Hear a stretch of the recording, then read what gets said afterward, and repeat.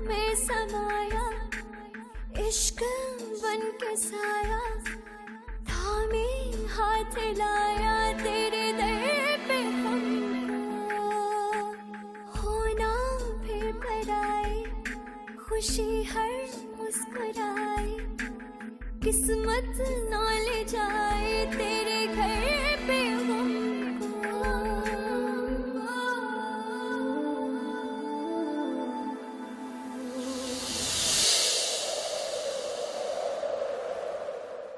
बस ठीक ही कहते हैं, औलाद के बगैर औरत की कोई वैल्यू नहीं है। She is useless. और कुछ भी कहना है तुमने? तुम्हारा घर डिस्टर्ब हो रहा है तुम्हारे अपने गलत फैसलों की वजह से।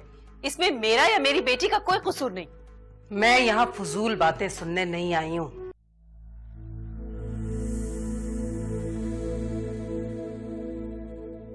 आपने ये बात मुझे बताने के बजाय आंटी से क्यों डिस्कस की?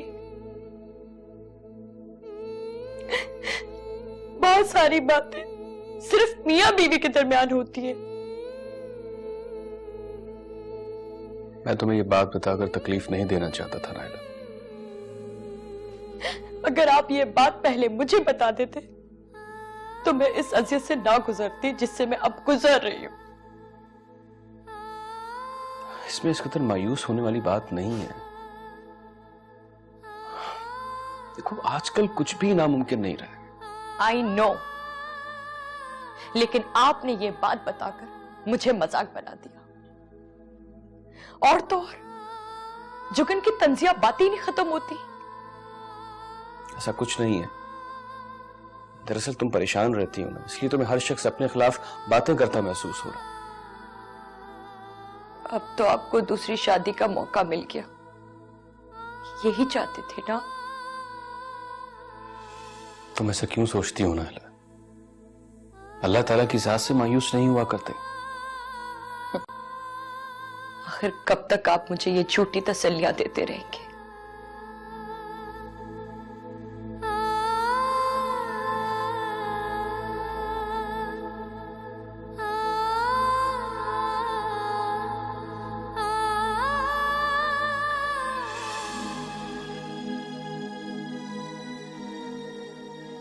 जब तक तुम मुझे कोई गुड न्यूज नहीं सुना देती। रिपोर्ट्स आने के बाद भी आप कौन सी गुड न्यूज सुनना चाहते हैं? देखो नायला, अब मेडिसिन से सब कुछ मुमकिन हो चुका है। अगर तुम्हारा ट्रीटमेंट यहां सही नहीं हो सका तो हम किसी फॉरेन कंट्री चले जाएंगे। Just relax, don't worry. हाँ,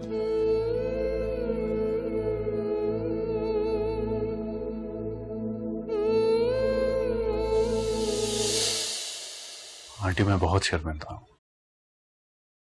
अम्मी जान को आपसे इस तरह बात नहीं करनी चाहिए थी। मेरी नजर में तुम्हारी अम्मी कसूरवार नहीं है। जाहिर है उन्हें तो हर हाल में अपना घर बचाना है। तो फिर कसूरवार कौन? मैं या आप लोग?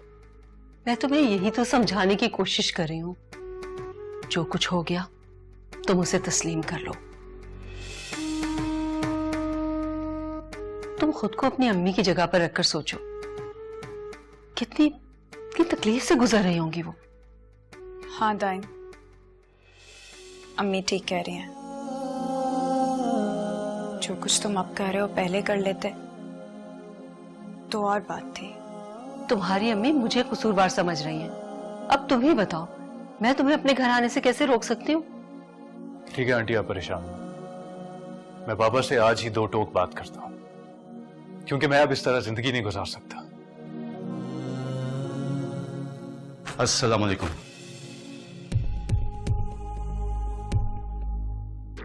वालेकुम सलाम।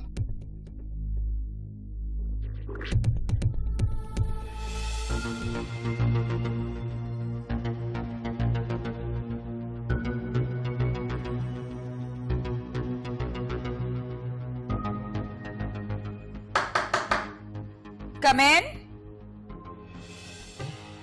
अरे जेठानी जी आई हैं, वेलकम। आइए ना, बैठिए। क्या खिदमत करूं आपकी? आखिर तुमने अपनी ज़हनियत दिखा दी ना। नहीं नहीं जेठानी जी, यू रॉन्ग। मैं हमेशा जहानत दिखाती हूँ। अंकल को ये बात बताने की क्या जरूरत थी कि मैं मां नहीं बन सकती? अब देखिए ना जेठानी जी, मैं किसी को अंधेरे में नहीं रख सकती। अच्छा, तो तुमने अपने आप को अंधेरे में क्यों रखा हुआ है? तुम्हारे नसीब में तो रोशनी है ही नहीं। जेठानी जी, अपने नसीब में तो मैं रोशनियां भर ही लेती हूँ, चाहे इसके लिए मुझे किसी का घर ही क्यों ना जलाना पड़े। मेरा घर जलाने से पहले ये बात जरूर सोच लेना कि अगर अंकल को कुछ हो गया ना तो उनकी डेथ की जिम्मेदार तुम ठहराई जाओगी। वैसे ठीक ही कहते हैं, डूबने वाला हमेशा तिनके का सहारा लेता है, लेकिन उसे डूबने से बचा कोई नहीं सकता। जेठानी जी, अगर आपको पैकिंग के लिए मेरी मदद की जरूरत हो तो जरूर याद करिएगा। तुम्हें इस घर से निकाल कर ही निकलूंगी, याद रखना ये बात।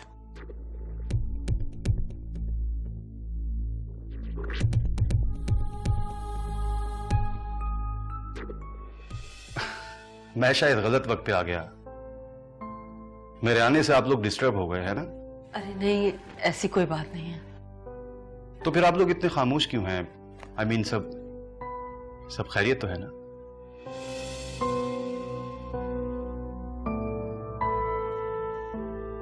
आंटी अब मैं चलता हूँ। अच्छा बेटा, अल्लाह हाफिज। अल्लाह हाफिज, बाय।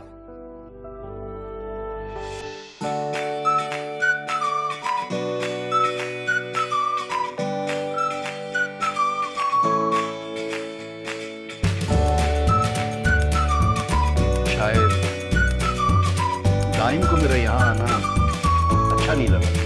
अरे नहीं, वो तो अपने किसी मसले की वजह से डिस्टर्ब है। अम्मी, मैं भी अपने कमरे में जा रही हूँ, मेरे सर में बहुत दर्द हो रहा है। अब क्यों? क्या तुम्हें भी मेरा आना पसंद नहीं आया?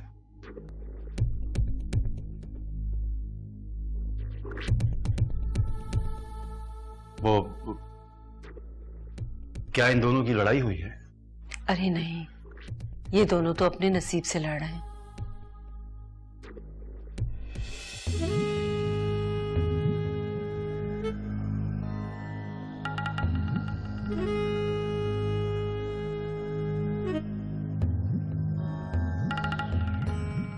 अपनी चहीती से दिल की बातें करके कितने पुरसुकून हो गए होंगे ना आप।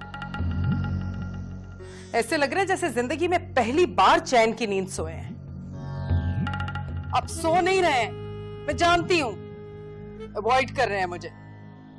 इसीलिए मैं दाइम की वहां शादी करने के खिलाफ थी। जैसी मां वैसी बेटी। और आप कौन सा किसी से कम है? आप भी इस उम्र में आज तक मुझे धोखे दे रहे हैं, झूठ बोल रहे हैं मुझसे, और तो और अपने बेटे को भी अपनी राह पे चला रहे हैं। क्यों कर रहे हैं आप ऐसा? अजीम, आप बोल क्यों नहीं रहे? मैं क्या दीवारों से बातें कर रही हूं? आज आपको मेरी हर बात का जवाब देना पड़ेगा अजीम।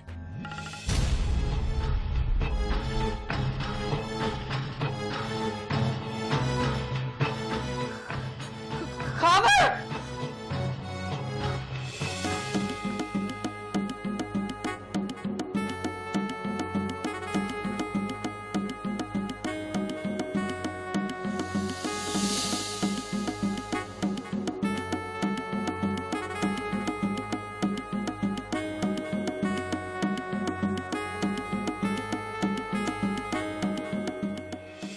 सायरा, सायरा, आ रही हो अम्मी? जी अम्मी। सायरा, तुम जरा दाइम को कॉल तो करो, कहीं ऐसा ना हो कि वो अपने घर जाके माँ से कोई बदतमीजी कर दे। नहीं अम्मी, वो ऐसा नहीं करेगा। फिर भी तुम उसे फोन तो करो, बहुत जज्बाती लड़का है। उसे कहो कि वो जरा तहम्मुल से सब चीजों को फेस करे। हो सकता है कि वो अपनी अम्मी के पास बैठा हो, मेरे फोन करने से कहीं बात बिगड़ ना जाए। कुछ नहीं होता। देखो, अगर उसने जाकर अपनी माँ से कोई बदतमीजी कर दी और हालात बिगड़ गए तो सारा इल्जाम हम पर आ जाएगा। ओके, करती हूँ उसे फोन।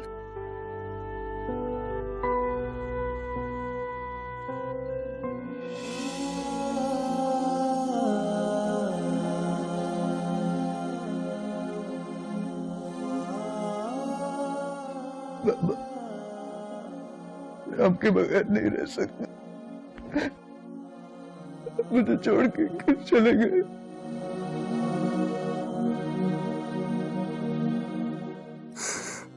अजीम भाई, आपने अचानक हम सबको छोड़ के जाने का फैसला क्या कर लिया? इसने मारे है मेरे अंकल को।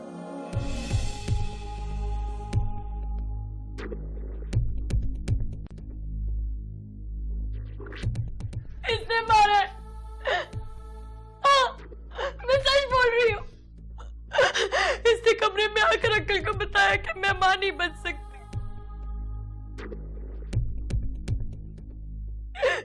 बस इसी सदमे से अंकल, सदमे से। क्या बकवास कर रही हो तुम? ये कोई मौका है ऐसी बातें करने का?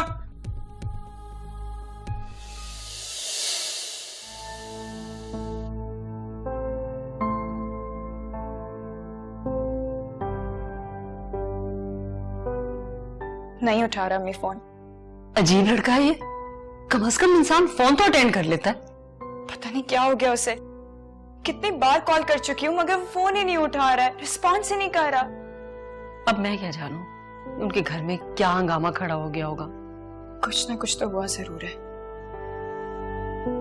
लगता है आंटी ने घर जाके बहुत ज्यादा बिगाड़ दिया। अजीब तरह के लोग हैं। मैं तो आज तक इन लोगों को बिल्कुल समझ नहीं सकी। पता नहीं, मुझे अजीब सी परेशानी हो रही है। कहीं दाइम खुद को नुकसान ना पहुंचा ले।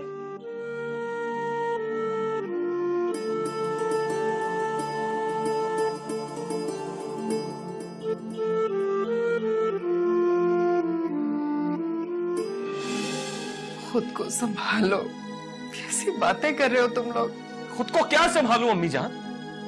आप सुन नहीं रही है क्या कह रही है?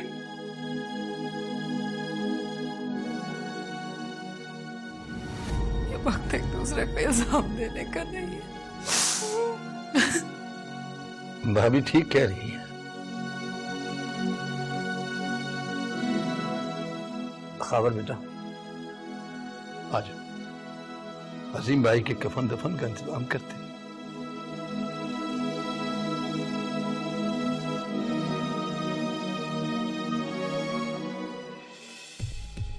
मेरे बाप की मौत का जो भी जिम्मेदार निकला, मैं उसे इस घर में रहने नहीं दूंगा।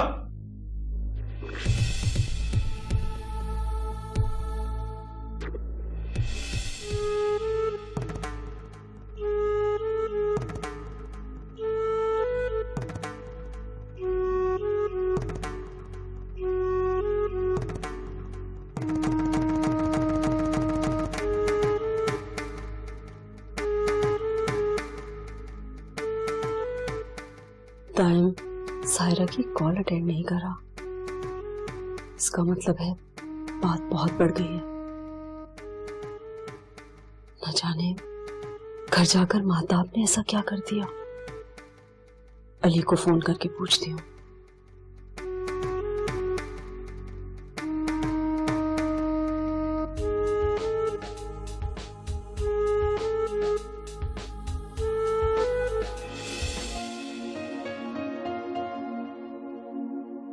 आखिर घर में ऐसा क्या मसला हो गया कि कोई भी फोन नहीं उठा रहा।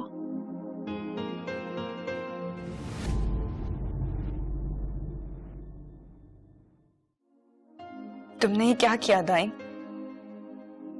तुम्हारे एक गलत फैसले ने कितने लोगों को डिस्टर्ब करके रख दिया। अगर अंकल को बताना ही था तो शादी से पहले बताते।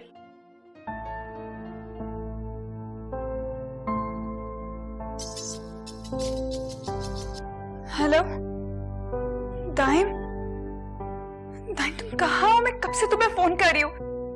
तुम्हें पता नहीं मैं कितनी अपसेट हूँ। क्या? कब?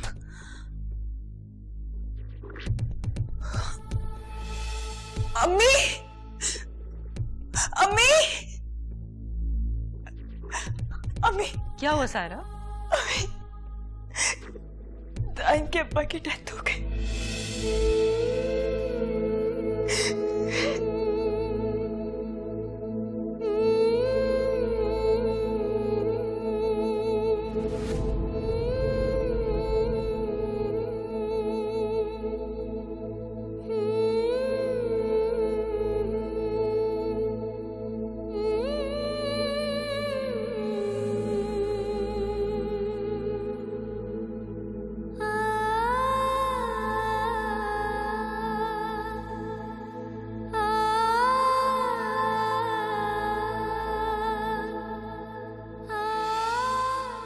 दाइम की अपनी बीवी के साथ बन नहीं रही, वो अजियत से गुजर रहा है।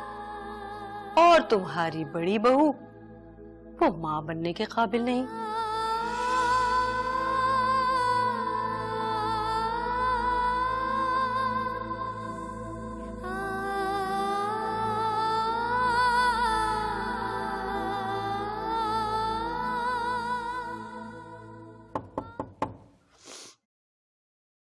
आ जाओ।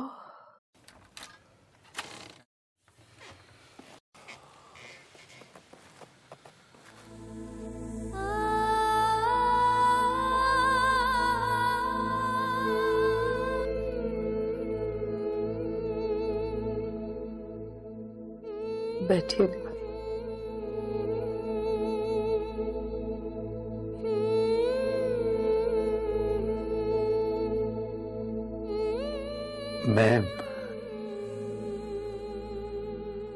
मैं आपके जज्बात समझता हूं भाभी। वो आपका जीवन साथी और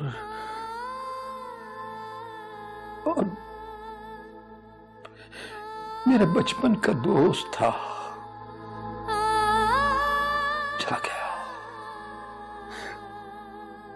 हम सबको छोड़कर चला गया। उनके अचानक चले जाने से सब कुछ डिस्टर्ब होके रह गया। अजीम भाई की डेथ पर मेरी तरह हर शख्स ये महसूस कर रहा है कि